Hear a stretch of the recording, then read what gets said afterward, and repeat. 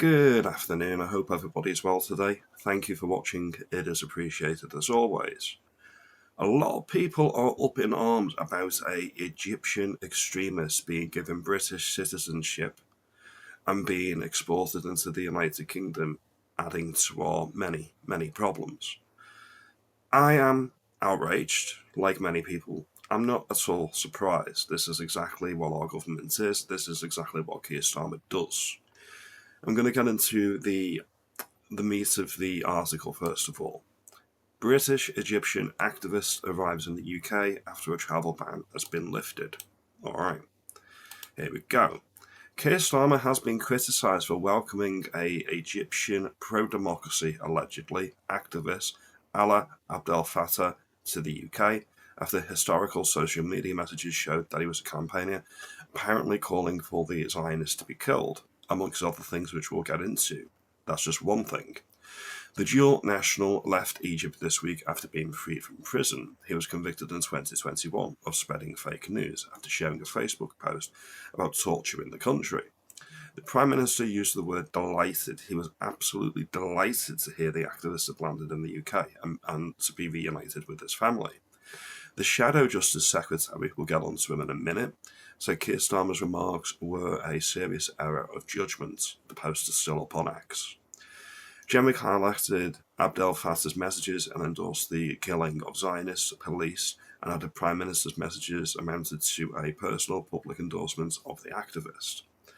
He also said similar things about white people, called British people monkeys and dogs, and said that the people that were partaking in the London riots earlier in the century should burn down Downing Street. This is who we are talking about here. Then we get on to this. He says, nobody should be imprisoned arbitrarily for peaceful dissent. Think of Lucy Connolly. But neither should a Prime Minister place the authority of his office behind somebody whose own words left the language, cross into language of racism and bloodshed. Clear incitements of violence in some of the tweets. I'm going to put some up on the screen while I read this out. He said in a letter, Cabinet Ministers, including Foreign Secretary Whitevett Cooper, Justice Secretary David Lammy, also published similar posts of support for Abd El-Fattah's return. The Jewish Leadership Council, a charity representing Jewish organisations across the UK, criticised what it described as a effusive welcome from the UK government for the anti-Semites.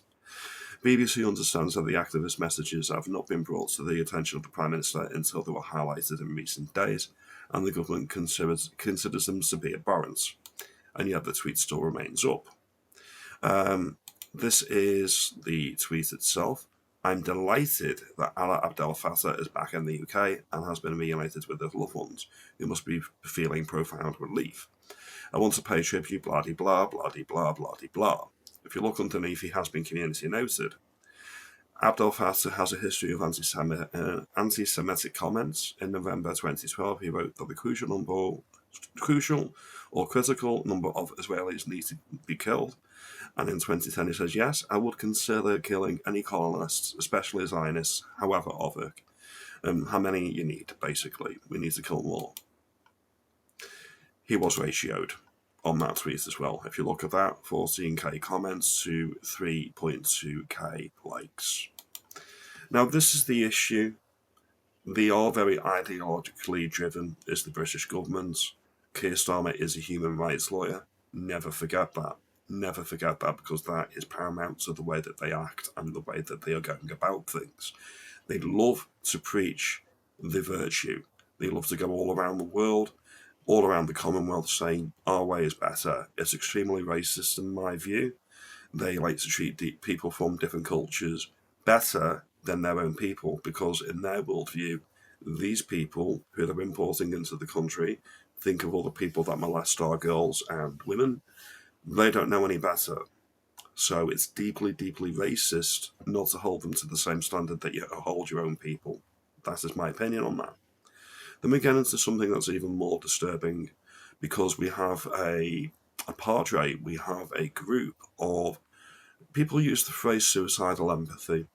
I don't use that phrase. I use the phrase homicidal empathy, because the empathy that they display, the empathy that they spout, they're isolated from it. It's always going to be the people in the lower classes. It's going to be the people that cannot insulate themselves, that feel the impact of the homicidal empathy. People like Dame Judi Dench.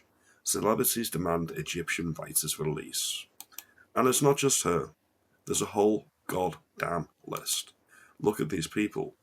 Neil Gaiman, Olivia Colman, Emma Thompson, Stephen Fry, Cynthia Nixon, Carey Mulligan, Judi Dench, Joseph Fiennes, Mark Ruffalo, Mike Lee, Naomi Klein, Paul Mason, Philip Sands. The list goes on and on and on and on.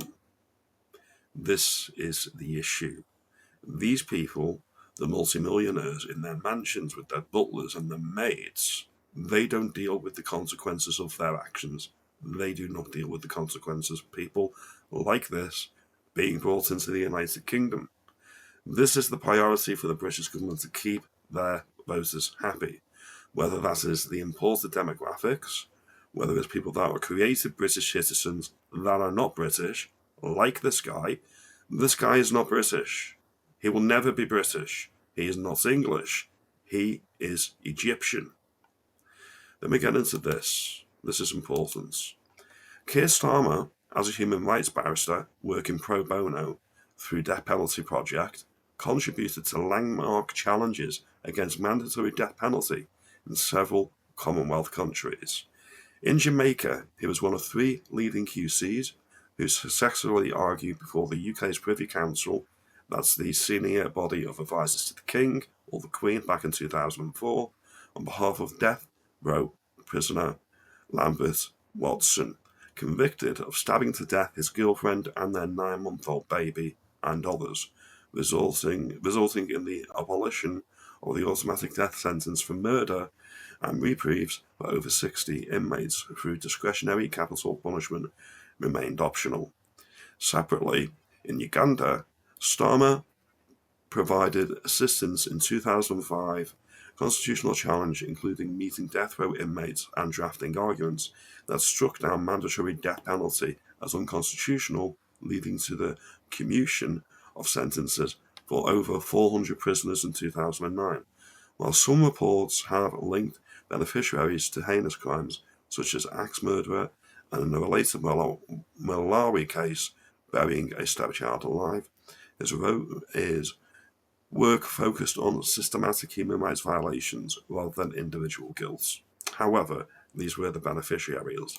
This is who we've got in 10 Downing Street. This is who is running the country. This was his priority when he was a human rights lawyer. This is the Prime Minister we never should have had. If anybody campaigned against him on this platform when he was running to be Prime Minister, he wouldn't have got in. Why didn't the Tories do this? Why didn't Reform do this? It's because, in my view, the Tories are complicit. This is what we talk about when we talk about the Uni Party. This guy here, this one, he was given British citizenship in 2021 when Dame Priti Patel was the Home Secretary and Boris Johnson was the Prime Minister. Let's just have a look here. Alaa Abd El-Fattah acquired British citizenship in 2021 while imprisoned in Egypt through registration by descent of his mother. I can't even pronounce that because it's not a British name. She's not British either. A mathematics professor born in London, 1956, who holds British nationality. Difference? Having a piece of paper saying you're British to being British. This woman is not British. I am British. I am English. I am Welsh. I'm Irish. Alright? There is a difference. Let's just see. Boris Johnson was the Prime Minister and Priti Patel was the Home Secretary. They facilitated his citizenship into the UK. The biggest question I've got is, why is this Egyptian man our problem? I don't give a fuck. I don't want him in the country. Why is he here? Another imported problem we didn't need to import. The Uni Party needs to go. This is just my opinion. This is just my view. As always, your mileage may vary. Now, if you like this video, make me aware, comment below, like and subscribe, do all that good stuff, and I'll see you in the next video later on today. Have a good day and thank you for watching.